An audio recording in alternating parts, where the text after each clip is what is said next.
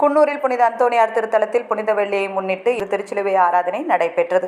இயேசு கிறிஸ்து சிலுவையில் அறையப்படுவதற்கு முன்பாக 40 நாட்கள் உபவாசம் இருந்ததை நினைவுகூரும் வகையில் கிறிஸ்தவர்கள் ஆண்டுதோறும் 40 நாட்கள் தவக்காலத்தை கடைபிடித்து வருகின்றனர். இந்த தவக்காலத்தின் இறுதி வாரத்தில் வரும் வியாழன் புனித வியாழனாகவும் வெள்ளிக்கிழமை புனித வெள்ளியாகவும் அனுசரிக்கப்படுகிறது. மனித குலத்தின் பாவங்களை போக்க இயேசு சிலுவையில் உயிரை தியாகம் செய்த இந்த நாளை கிறிஸ்தவர்கள் துக்க நாளாகவும் அதே சமயம் புனித நாளாகவும் கருதுகின்றனர். புனித வெள்ளி தினத்தையொட்டி இன்று நீலகிரி மாவட்டம் குன்னூர் புனித அந்தோணியார் திருத்தலத்தில் முக்கிய நிகழ்வாக திருச்சிலுவை ஆராதனை நடைபெற்றது. முன்னதாக சிலுவை பாதை ஊர்வலம் நடந்தது. திருத்தல பங்கு தந்தை திருச்சிலுவை ஆராதனையில் யோஜின் நியூமன் ஜோசப், உதவி பங்கு தந்தை ஞானசெல்வம் ஆகியோர் தலைமையில் நிறைவார்த்தை வழிபாடு, திருச்சிலுவை வழிபாடு ஆகியவை நடைபெற்றன. இதில் பங்கு மக்கள் சிலுவைக்கு முத்தம் கொடுத்து வழிபாடுகளில் ஈடுபட்டனர்.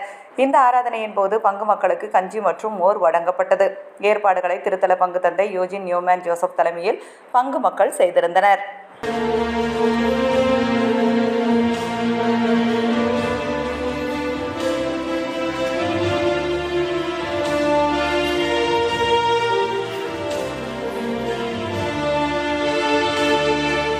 Oh